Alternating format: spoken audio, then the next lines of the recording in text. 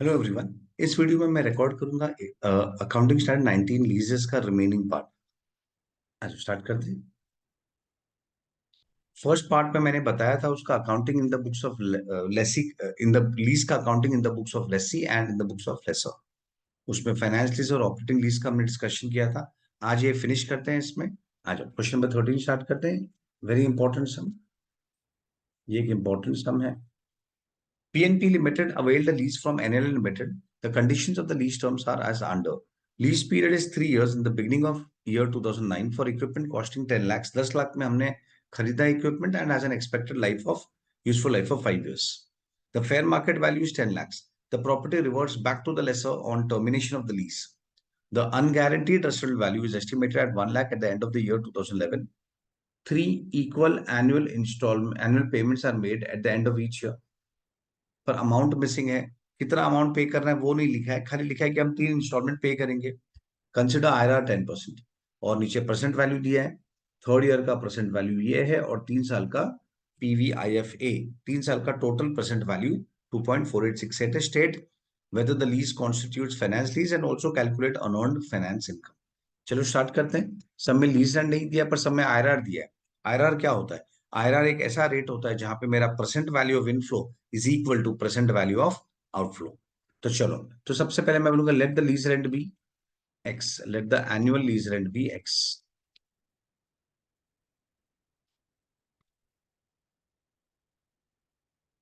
Late the annual lease rent be X since IRR is equal to 10%। IRR 10% दिया question में। therefore therefore PV of inflow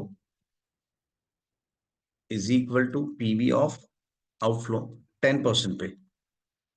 तो as a lesser मुझे क्या क्या inflow मिल रहा है? मुझे मिल रहा है ऑब्वियसली सबसे पहले मुझे लीज रेंट मिल रहा है जो कि एक्स है और वो 3 साल तक मिल रहा है। तो एक्स इंटू फर्स्ट ईयर का PV factor plus x into second year का PV factor plus x into third year का PV फैक्टर। इस तरीके से हमें करना चाहिए। एक्स 3 साल मिल रहा है तो तीनों साल के PV फैक्टर से मल्टीप्लाई करना है। This is one option. और सेकंड ऑप्शन क्या होता है कि तीनों PV फैक्टर को ऐड करो। सिंपल मैथ्स है क्योंकि एक्स एक कॉमन पेमेंट है। तीनों PV फैक्टर को ऐड करो और उससे मल्टीप्लाई करो और वो क्वेश्चन में दिया है लास्ट पैरा में 2.4868। I hope this is okay.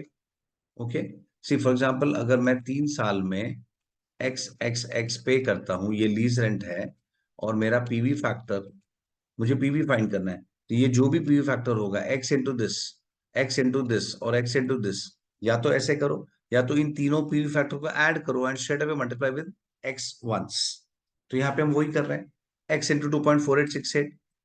तो लेसी को लेसी को ये मिलेगा एक्स पॉइंट 2 लेसर को ये मिलेगा लीज रेंट। और क्या मिलेगा लेसर को? लेसर को मिलेगा GRV जो कि ये सब में निल है। लेसर को GRV मिलेगा जो कि ये सब में निल दिया है। और लेसर को क्या मिलेगा? उसे मिलेगा UGRV जो कि क्वेश्चन में 1 लाख दिया है। ओके, UGRV हमारा 1 लाख है, अनगारंटीड है और into PV factor 0.7513 last year का PV factor. In short lessor को क्या क्या मिल रहा है? उसे ये लीज रेंट मिल रहा है और ये UGRV मिल रहा है। अगर GRV होता तो हम वो भी ऐड करते थे क्योंकि लेसर को अल्टीमेटली वो सब पैसे मिल रहे हैं। And what is PV of outflow? Machine का कॉस्ट 10 लाख था। मशीन का कॉस्ट 10 लाख है तो इसे कैलकुलेट करें। 2.4868x plus 75,130 is equal to 10 lakhs. तो हमें एक्स मिल जाएगा 10 लैक्स माइनस 75,130 डिवाइड बाई 2.4868। तो x इज इक्वल टू 3,71,912। ये हो गया हमारा लीज रेंट जो लेसी लेसर को एवरी ईयर पे करेगा। चलो, एक चीज तो हमने फाइंड कर लिया। अब हमें डिसाइड करना है कि ये जो लीज है वो फाइनेंस लीज है क्या ऑपरेटिंग लीज है। उसमें हमने 5 कंडीशंस देखे थे। 5 कंडीशंस थ्योरी में देखे थे। पहला कंडीशन क्या था? फर्स्ट कंडीशन था कि ownership of the asset is transfer to lessee at the end. Is transferred to lessee at the end. पर यहाँ पे तो ऐसा कुछ नहीं है। इनफैक्ट यहाँ पे लिखा गया है the property reverts back to the lessor on termination of the lease. That means ownership is not transfer to lessee at the end. तो पहला कंडीशन सेटिस्फाई नहीं हुआ, फाइनेंस लीज के जो 5 कंडीशन है वो उसमें से पहला सेटिस्फाई नहीं हुआ। पांचों कंडीशन सेटिस्फाई नहीं कर रहे हैं, कोई भी एक एक भी सेटिस्फाई हुआ, एक से ज्यादा हुआ तो भी फाइनेंस लीज, और एक हुआ तो भी finance lease. Second condition, lessee को ऑप्शन दिया जाता है उसमें to purchase asset at a price which is less than the fair value. तो इसमें वैसा भी नहीं है, लेसी को कोई ऑप्शन नहीं दिया गया, लेसर ने कोई ऑप्शन नहीं दिया कि भाई तू परचेज कर eight a price which is less than the fair value, तो चलो वो भी नॉट सेटिस्फाइड। फिर थर्ड कंडीशन पे आते हैं। फिर एक कंडीशन है जहां पे जहां फिर एक कंडीशन जहां पे major life is covered, major life is covered, ये कंडीशन चेक करते हैं। फिर एक कंडीशन है present value of MLP substantially covers the fair value. और एक लास्ट कंडीशन होता है asset is of a specialized nature, जो लेसी के कन्वीनियंस, लेसी के कंफर्ट के हिसाब से उसको बनाया गया है, और वो और कोई पार्टी इमिडिएटली या तो आराम से लीज पे नहीं लेगा। तो it is difficult to find, वो एक ऐसा एसेट है कि it is difficult to find another lessee. तो ये स्पेशलाइज्ड एसेट है, ऐसे क्वेश्चन में नहीं लिखा गया है। तो अब we are left with these two conditions, क्या इसमें कुछ है देखते हैं। चलो पहले मैं चेक करता हूँ पीवी ऑफ एमएलपी वाला कंडीशन चेक करता हूँ, पीवी ऑफ एमएलपी वाला कंडीशन चेक करते हैं। चलो देखो, प्रेजेंट वैल्यू ऑफ एमएलपी। तो what is present value of MLP? Present value of MLP वो होता है जो पेमेंट हमें लेसी से मिलता है। तो हमें लेसी से क्या मिल रहा है? एवरी ईयर लीज रेंट मिल रहा है 371,912 इंटू 2.4868। ये एक अमाउंट, ये उसका प्रेजेंट वैल्यू हो गया, पीवी फैक्टर से मल्टीप्लाई किया। ओके। और क्या इसमें कुछ जीआरवी है? क्या लेसी ने कुछ गारंटी किया है? तो नहीं, नहीं किया है। अच्छा, क्या मुझे यूजीआरवी लेना चाहिए? तो नो, स्ट्रिक्टली नो, यूजीआरवी नहीं काउंट करना होता है। क्यों नहीं करना है? UGRV is not a part of MLP. क्यों नहीं है? क्योंकि वो लेसी से नहीं मिलता है। सिंपल लॉजिक है, सिंपल लॉजिक है कि यूजीआरवी लेसी से नहीं मिलता है, इसलिए it is not a part of MLP, तो वो नहीं काउंट करना है। Right? तो कितना बचा?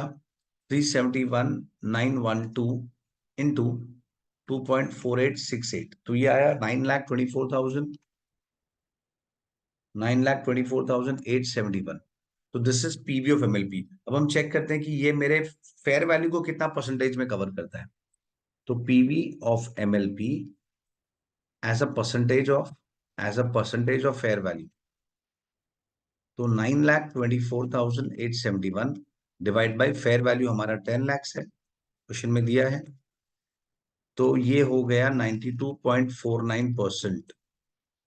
Since PV of MLP substantially covers the fair value, since PV of MLP substantially covers the fair value, therefore it is a finance lease, therefore it is a finance lease। I hope ये okay है। ये finance lease है क्यों? क्योंकि PV of MLP substantially covers the fair value. चलो, तो हमें एक क्लियर हो गया कि ये फाइनेंस लीज है। अब ये सॉल्व करने का एक और तरीका है, ऑल्टरनेट सोल्यूशन, ऑल्टरनेटिव सोल्यूशन भी लिख सकते हैं हम। वो क्या है? हम लाइफ के एंगल से देख सकते हैं। देखो, ऐसे तो ये पीवी वाला कंडीशन सेटिस्फाई हो चुका है, तो it is a finance lease and there is no need to check any other condition, क्योंकि एक कंडीशन भी चेक किया तो it is a finance lease. पर हम एक ऑल्टरनेट सोल्यूशन के लिए चेक कर लेते हैं। लाइफ ऑफ असेट क्या है? Life of asset 5 years।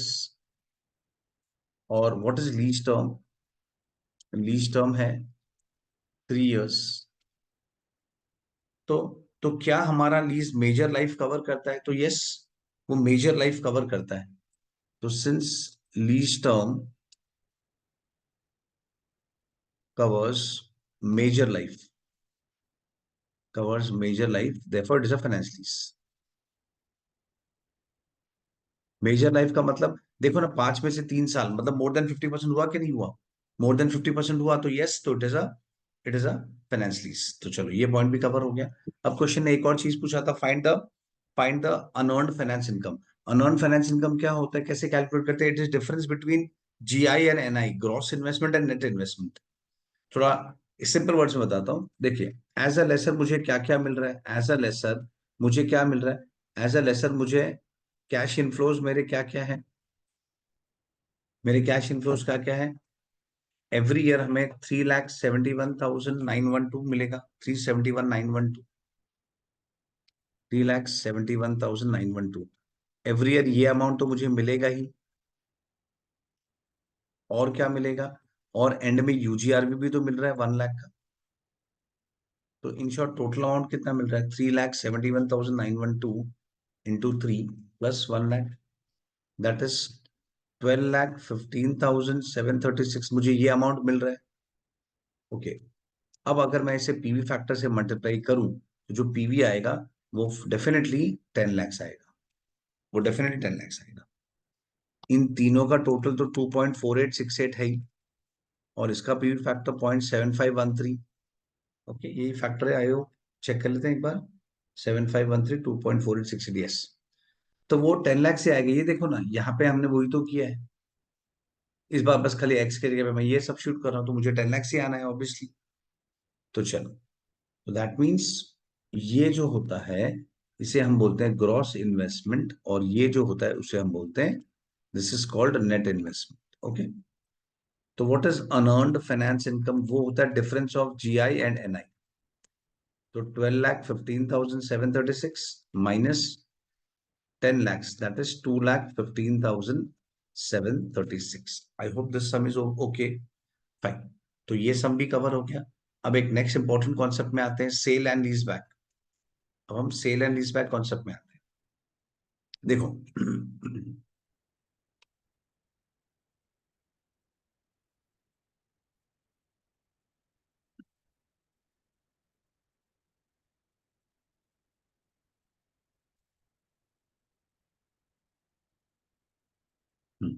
देखो, ये है sale and lease back concept. देखो, सेल एंड लीज बैक में होता क्या है, सेल एंड लीज बैक में क्या होता है, मैं अपना प्रॉपर्टी किसी को बेचता हूं और उसी पर्सन से मैं लीज पे ले लेता हूं। सेल एंड लीज बैक मतलब किसी को बेचना और उसी से लीज पे लेना।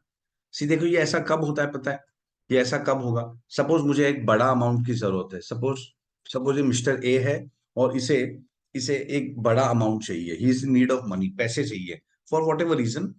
और क्योंकि बड़ा अमाउंट है, तो वो क्या करेगा, वो जहां पे अपना बिजनेस चलाता है उस बिजनेस को मिस्टर बी को बेचेगा, तो उसे बड़ा अमाउंट मिल जाएगा। लेकिन अभी बिजनेस भी तो चलाना है, तो वो क्या करेगा, उसी मिस्टर बी से ये प्रॉपर्टी रेंट पे, लीज पे ले लेगा। तो इसे हम बोलते हैं सेल एंड लीज बैक। इसमें देखो, मिस्टर ए का दोनों काम हो गया, बिजनेस जहां पे चला रहा था वहीं पे है विद नो चेंज इंटरनली, कुछ चेंज नहीं करना है, और पैसे भी मिल गए बेच के, तो एटलीस्ट टेम्पररी उसका प्रॉब्लम सॉर्ट आउट हो जाएगा। तो that's why sale and lease back is, ये रीजन होता है practically sale and lease back करने का। हम आते हैं उसके अकाउंटिंग में। तो देखो, अगर मैं कोई एसेट बेचता हूँ और लीज पे लेता हूँ, तो बेचते वक्त मुझे कुछ प्रॉफिट लॉस होगा, मुझे कुछ प्रॉफिट या लॉस होगा। तो वो प्रॉफिट या लॉस को कैसे रिकॉर्ड करना है, उसके बारे में स्टैंडर्ड हमें बताता है कि how to record the profit और लॉस जो हम सेल पे करते हैं। अच्छा, अब इसमें क्यों क्यों स्पेशल गाइडेंस दिया गया है, क्योंकि एट टाइम्स क्या होता है, लोग अपना प्रॉफिट ज्यादा दिखाने के लिए कुछ एडजस्टमेंट एडजस्टमेंट करते हैं। मतलब सपोज सपोज एक एसेट का फेयर वैल्यू सपोज है 60 lakhs, इतने में बिकना चाहिए। लेकिन ए मिस्टर ए क्या करेगा, मिस्टर ए बोलेगा एक काम कर, तू मुझे 70 lakhs दे दे, 10 लाख ज्यादा। तो ये जो एक्स्ट्रा 10 lakhs है, जो मिस्टर ए को दे रहा है, और वो एक्स्ट्रा 10 lakhs ए बी को रिटर्न करेगा in the form of higher lease rent. Higher lease rent मतलब ए बी को बोलेगा तू मुझे आज सेलिंग प्राइस आधा दे, मैं तुझे थोड़े दिन में वो रिटर्न कर दूंगा। कैसे रिटर्न करूंगा, in the form of higher lease rent, मैं तुझे हायर लीज रेंट देके वो बता दूंगा। तो उससे ए इनिशियली ज्यादा प्रॉफिट दिखा पाएगा सेल के टाइम पे। ओके, तो whatever the reason might be, तो it could be any reason, तो उससे ज्यादा प्रॉफिट दिखाना है, इसीलिए वो इस तरीके से कुछ एडजस्टमेंट या सेटिंग करेगा। तो इन दिस सिनेरियो स्टैंडर्ड हमें क्या बताता है कि अगर सेल एंड लीजबैक का कैटेगरी है और सेल के वक्त जो भी प्रॉफिट है या जो भी लॉस है उसको कैसे रिकॉर्ड करना है। तो देखो, अगर वो फाइनेंस लीज है, तो सेल के वक्त जो भी प्रॉफिट लॉस होगा स्ट्रेट अवे उसे एमोटाइज करना है इन the ratio of depreciation, in the ratio of depreciation. मतलब मैंने एसेट बेचा और फिर मैंने एसेट फाइनेंस लीज में ले लिया, तो फाइनेंस लीज में ले लिया, तो डेप्रिसिएशन कौन क्लेम करता है, ऑब्वियसली डेप्रिसिएशन लेसी क्लेम करेगा, मतलब मैं क्लेम करूंगा। तो मुझे बेचते वक्त जो भी प्रॉफिट लॉस हुआ है उसे पीएनएल में इमीडिएटली रिकॉर्ड नहीं करना है, रादर उसे एमोटाइज करना है, मतलब स्प्रेड करना है इन the ratio of depreciation. Okay, ये हो गया अगर फाइनेंस लीज है तो। ऑपरेटिंग लीज है तो ऑपरेटिंग लीज में तीन सिनेरियो दिया गया है कि हमने जो बेचा है वो फेयर वैल्यू पे बेचा है, या हमने फेयर वैल्यू से कम में बेचा है, मतलब एक टाइप का लॉस जैसा हो गया क्योंकि हमने कम में बेचा या मेरा जो सेलिंग प्राइस है वो ज्यादा है। एक एग्जांपल लेके बताता हूँ। सपोज मेरा एसेट का फेयर वैल्यू है से 100। फर्स्ट केस क्या है कि मैंने उसे 100 में ही बेचा। फर्स्ट केस है कि मैंने उसे 100 में बेचा, तो जो भी प्रॉफिट लॉस होगा सेलिंग प्राइस और बुक वैल्यू कंपेयर करके वो इमीडिएटली पीएनएल में जाएगा। क्यों जाएगा? क्योंकि there is no adjustment, there is no setting, there is no adjustment. जो मेरा फेयर वैल्यू है उसी पे मैंने बेचा है। फेयर वैल्यू मतलब मार्केट प्राइस, उसी पे ही बेचा है। सेकंड सिनेरियो मैंने कम में बेचा है, से फॉर एग्जांपल 90 में बेचा है, मैंने 90 में बेचा है। तो अगर मेरा सेलिंग प्राइस 90 है, सपोज अगर मेरा सेलिंग प्राइस 90 है, मैंने कम में बेचा, जबकि फेयर वैल्यू 100 है पर मैंने कम में बेचा, तो इन दिस सिनेरियो नॉर्मली क्या किया जाता है? नॉर्मली ये मानते हैं कि भाई उसे पैसे की जरूरत है इसलिए उसने बेचा 90 में, तो there is no setting. In short normally कोई एडजस्टमेंट किया है ऐसा नहीं मानते, इसीलिए जो भी प्रॉफिट लॉस होगा वो इमीडिएटली पीएनएल में जाएगा। लेकिन अगर ये डेलिबरेटली, उन्होंने दिखाया है, अगर ये डेलिबरेटली दिखाया गया है कि उन्होंने कम में बेचा है 90, ये डेलिबरेट है। क्यों? क्योंकि आगे जाके लीज रेंट फिर मैं कम पे करूंगा, तो जो एक्स्ट्रा 10 रुपीज का लॉस है हमें उसे एमोटाइज करना पड़ेगा। We can not show it immediately, उसे एमोटाइज करना पड़ेगा in the ratio of lease rent, in the ratio of lease rent. Lease rent के रेशियो में ध्यान रखना ऑपरेटिंग लीज है, तो ऑपरेटिंग लीज में तो मैंने अगर बेचा और फिर मैंने लीज पे लिया, मैंने बेचा और फिर मैंने लीज पे लिया, तो क्या, तो वो जो मुझे पैसा मिल रहा है, आई मीन मैंने बेच के जब एसेट वापस लिया, तो क्या मैं एसेट मेरे बुक्स में दिखाऊंगा अगर ऑपरेटिंग लीज है? तो नहीं, लेसी उसे अपने बुक्स में एसेट नहीं दिखा सकता है in case of operating lease. Third case, अगर मैंने ज्यादा में बेचा है, अगर मैंने, if selling price is more then fair value, example, suppose मेरा फेयर वैल्यू 100 है और मैंने बेचा है से 120, फेयर वैल्यू से ज्यादा, और बुक वैल्यू से 95 है, बुक वैल्यू 95 है, बुक वैल्यू 95 है, फेयर वैल्यू 100 है, मतलब ये 100 में बिकना चाहिए था, पर मैंने उसे ज्यादा में बेचा है 120 में।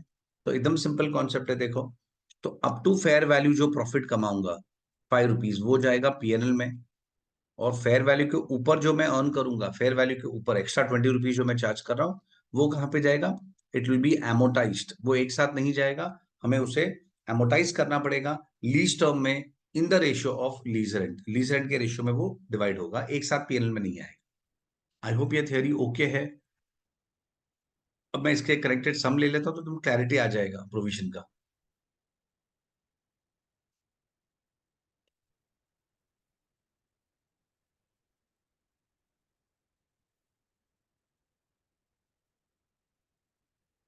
आ जाओ, question number 14। Question number 14, again ये भी एक इंपॉर्टेंट क्वेश्चन है।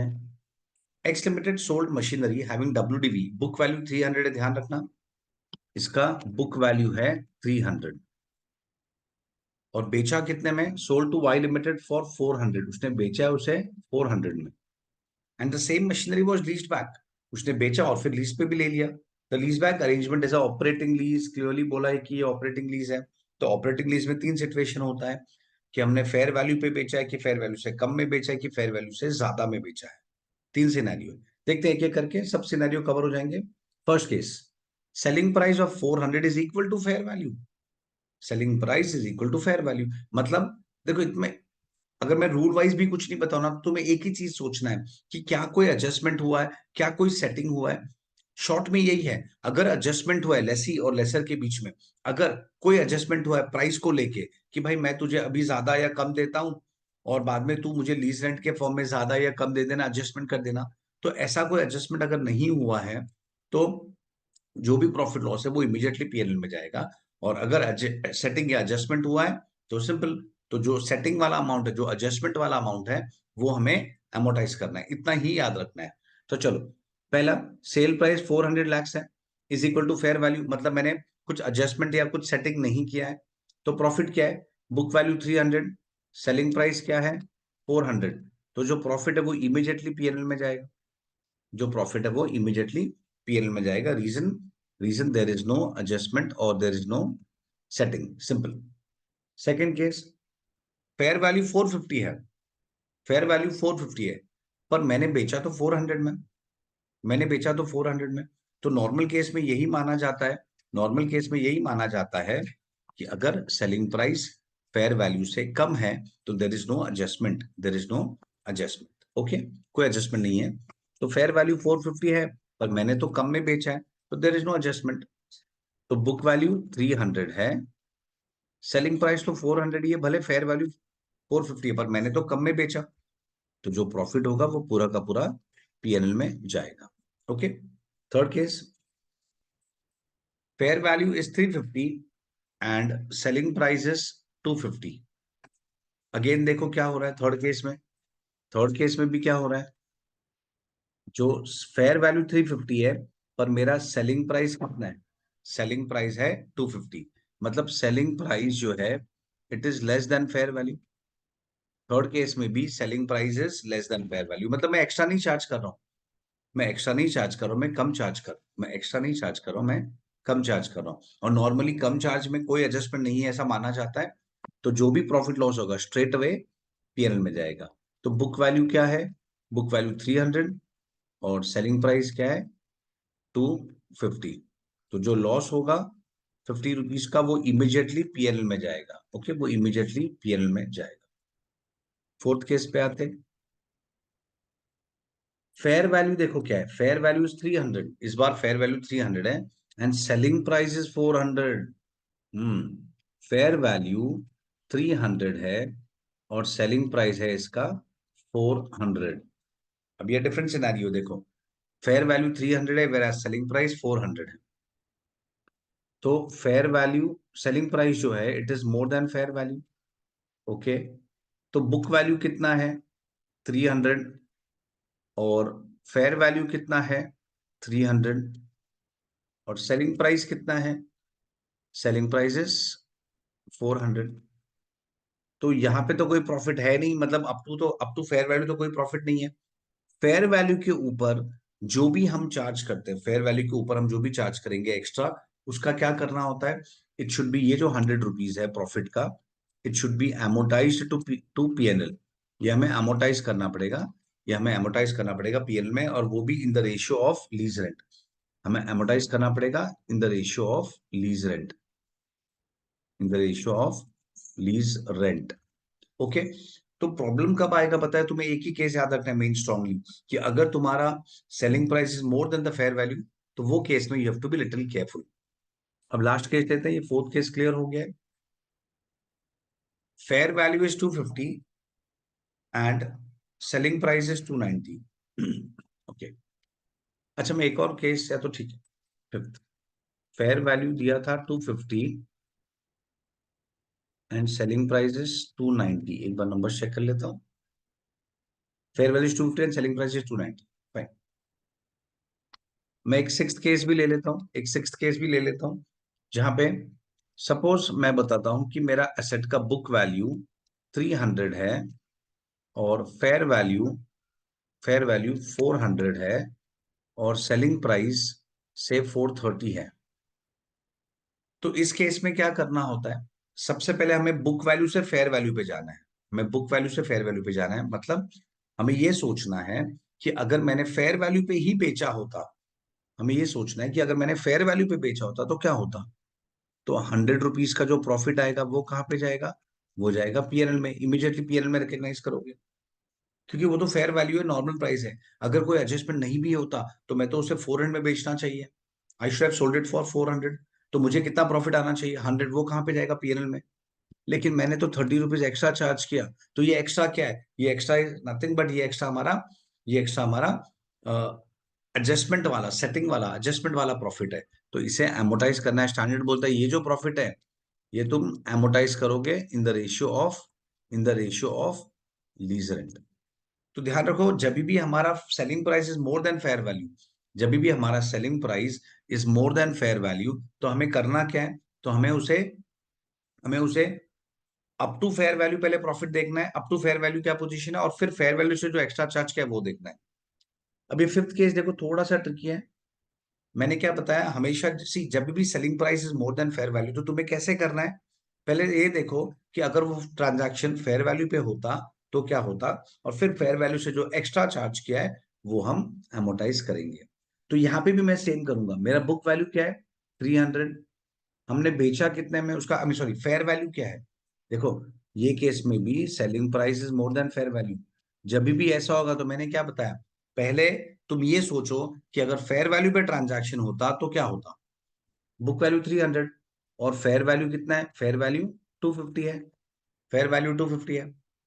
तो अगर ये जेन्यून ट्रांजैक्शन होता तो मैं फेयर वैल्यू पे बेचता, 250 पे बेचता, तो मुझे 50 रुपीज का लॉस हो गया। और वो लॉस कहाँ पे जाएगा? इमीडिएटली पीएनएल में। लेकिन मैंने तो बेचा कितने पे? 290। मैंने तो ज्यादा में बेचा है, तो 40 रुपीज मैंने एक्स्ट्रा चार्ज किया है।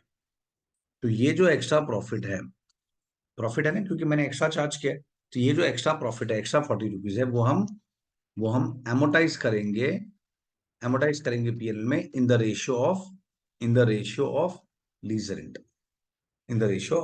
ये लास्ट वाला केस ही थोड़ा ट्रिकी होता है, तो you have to be careful with this one. Last वाला केस जो है वो थोड़ा सा ट्रिकी होता है। उसमें तुम्हें यही सोचना है, ये जो फिफ्थ केस मैंने डिस्कस किया, इसमें स्टूडेंट्स को नॉर्मली डाउट रहता है। तो देखो, इसमें तुम्हें कैसे सोचना है मैं फिर से एक बार बताता हूँ। हमेशा पहले बुक वैल्यू से फेयर वैल्यू पे जाओ। पहले पहले ऑलवेज, जब भी selling price is more then fair value, जब भी selling price is more then fair value, तो तुम्हें क्या करना है? पहले बुक वैल्यू से फेयर वैल्यू पे जाओ। जो भी प्रॉफिट लॉस होगा वो इमीडिएटली पीएनएल में रिकॉर्ड होगा। और फिर फेयर वैल्यू से उसके एक्चुअल सेलिंग प्राइस पे जाओ, और ये जो एक्स्ट्रा प्रॉफिट हुआ है इसे एमोटाइज करना है पीएनएल में in the ratio of lease rent. I hope ये समझा होगा। Okay, fine, with this I stop the video. Okay, you all please revise it. Bye.